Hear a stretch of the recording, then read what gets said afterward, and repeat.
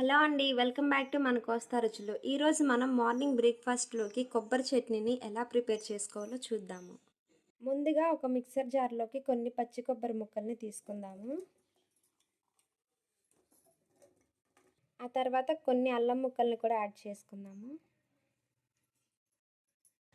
ఆ తర్వాత స్టవ్ మీద ఒక ప్యాన్ పెట్టుకొని ఇందులోకి కొంచెం ఆయిల్ అయితే యాడ్ చేసుకుందాము.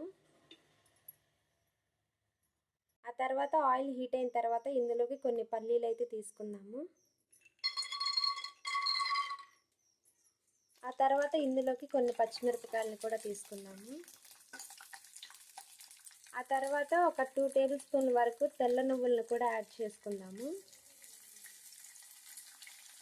ఇప్పుడు స్టవ్ని మీడియం ఫ్లేమ్లో పెట్టుకొని వీటిని ఒక 2 మినిట్స్ అయితే ఫ్రై చేసుకోవాలండి, గోల్డెన్ కలర్ వచ్చే వరకు పల్లీలు.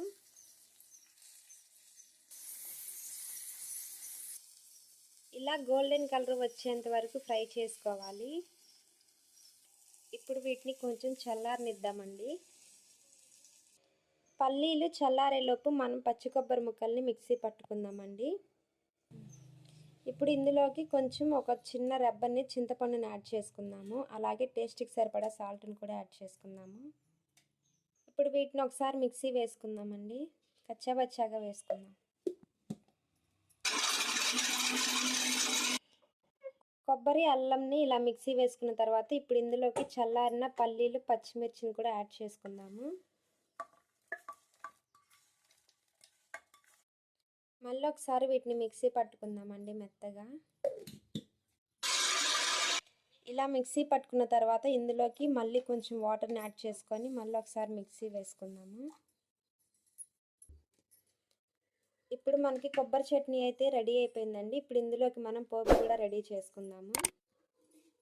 స్టవ్ మీద ఒక ప్యాన్ పెట్టుకొని ఇందులోకి 1 టేబుల్ స్పూన్ వరకు ఆయిల్ని యాడ్ చేసుకుందాము. ఆయిల్ హీట్ అయిన తర్వాత ఇందులోకి ఇప్పుడు పోపు దినుసులు అయితే యాడ్ చేసుకుందాము.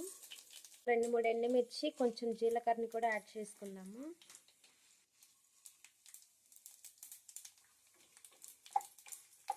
అలాగే ఒక 2 రెమ్మల కరివేపాకు కూడా యాడ్ చేసుకుందాము. ఇప్పుడు ఇందులోకి మనం ముందుగా ప్రిపేర్ చేసుకున్న కొబ్బరి చట్నీని కూడా యాడ్ చేసుకుందాము.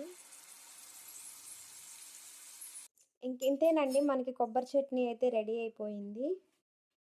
మార్నింగ్ బ్రేక్ఫాస్ట్లోకి కొబ్బరి చట్నీని ఇలా ప్రిపేర్ చేసుకొని తింటే చాలా బాగుంటుందండి. ఈ వీడియో నచ్చితే మీరు కూడా ట్రై చేయండి. ఎలా వచ్చిందో నాతో అయితే షేర్ చేసుకోండి. అంతకంటే ముందుగా మీరు ఈ వీడియోని లైక్ చేయండి, షేర్ చేయండి. మన ఛానల్ని ఎవరైనా ఫస్ట్ టైం చూస్తున్నట్లయితే సబ్స్క్రైబ్ చేసుకోవడం మాత్రం మర్చిపోకండి. Thanks for watching.